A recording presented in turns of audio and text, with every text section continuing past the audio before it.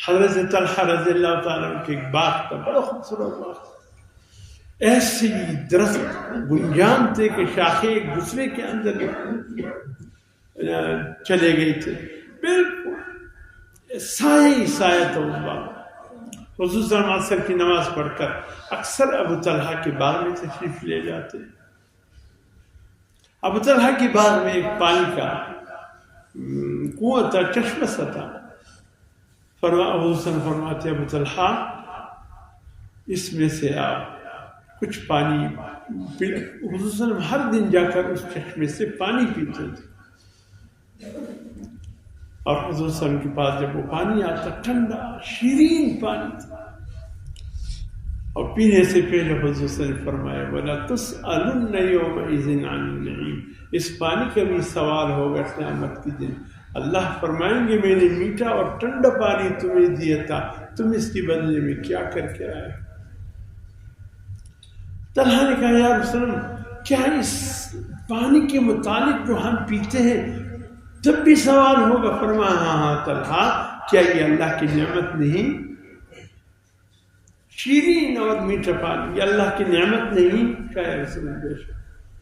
اس پانی کو پینے کے لیے خصوصی طور پر روزانہ تقریباً جب فارغ ہوتے ہیں حضور صلی اللہ علیہ وسلم طلحہ کے باغ میں آتے اور یہیں سے وہ پانی پیتے۔ اللہ کی شان مسجد نبوی کی تو بہت توسیع ہو گئی، ابھی بہت توسیع ہو گئی۔ یہ باب فہد جہاں ہے، باب فہد سے نکلتے وقت اس سے ذرا پہلے اگر کوئی خادم سے آپ کا وہ ہو علیک سلیک ہو مسجد نبوی کے، وہ آپ کو بہت آسانی کے ساتھ یہ چشمہ دکھا سکتے۔ ابھی بھی پانی جوش مار رہا، ابھی بھی اس کے اوپر گول ایسا سنگ مرمر کا پتھر رکھا ہوا ہے، اس کو جب اٹھائے پانی خوبصورت پانی، وہی پانی جو حضور صلی اللہ علیہ وسلم پیا کرتے تھے۔ اور یہی باغ، یہ باب فات کے اطراف آخر تک یہی پر طلحہ کا باغ تھا۔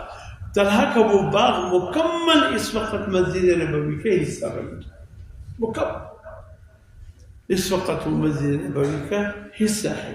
اسی کی تقریباً باب فات کے قریب ہی وہ موجود ہے، چشمہ ابھی بھی موجود ہے، اور سبحان اللہ ابھی بھی وہ پتھر اٹھ رہا ہے تو پانی جوش مار رہا ہے۔ لیکن کیا کرے لوگوں کا، کیا کرے؟ یہ مبارک چیزیں ہیں، بہت سی چیزیں سعودی گورنمنٹ نے ہماری نگاہوں سے اجل کر دیے۔